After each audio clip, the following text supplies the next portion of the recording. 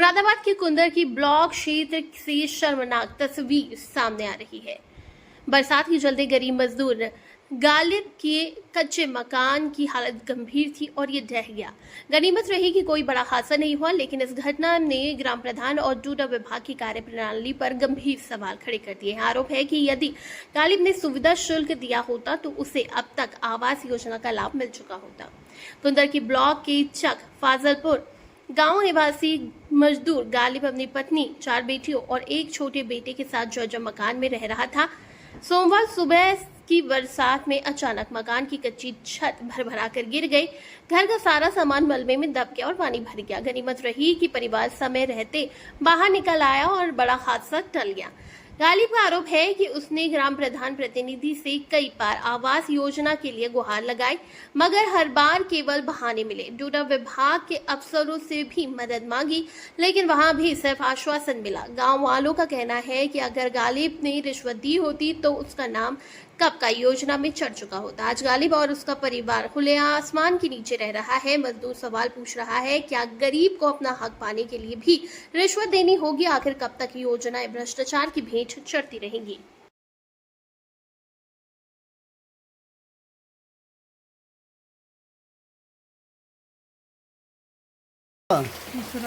इसराज जी, ये मकान की छत जो है वो कैसे गिरी है?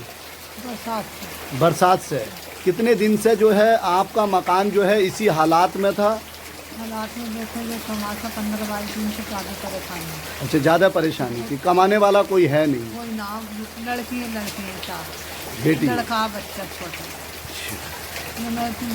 आज मकान की छत गिरी है, नुकसान आपका हुआ है, तो क्या लग रहा है आपको? आवास के लिए भी आपने गए थे, तो फिर क्यों आवास नहीं मिला और क्या? आवास का हिस्सा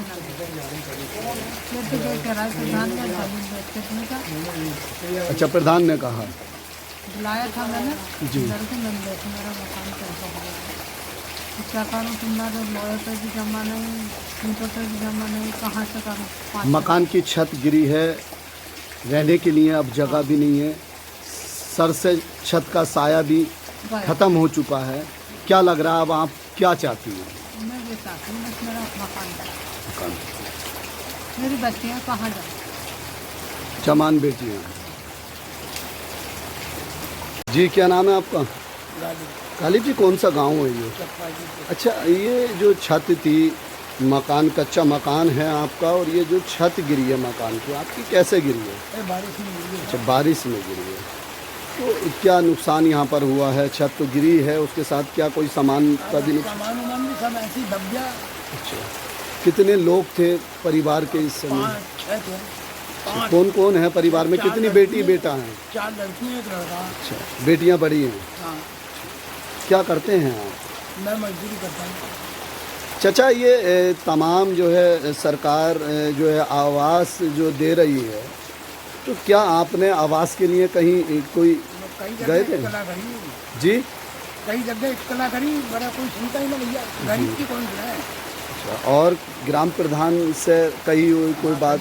क्या कहा ग्राम प्रधान? वो कहे भाई मैं तो अब क्या करूं, बोलो। फिर इसमें एक बार उन्होंने ये भी कही कि भाई मैं अगर जो 1-8 लाख आएंगे तो उसमें क्या करोगे साहब तुम? मैं अपनी ज़मीन बेचूं, क्या करूं? कम से कम 4-5 लाख का काम है तुम्हारा। किसने बोला था ऐसा? यही पप्पू नाम है क्या उसका, सानू। तो लगातार जो है तमाम आवास के लिए आपने दर बदर भटके, लेकिन उसके बाद भी आवास नहीं मिला।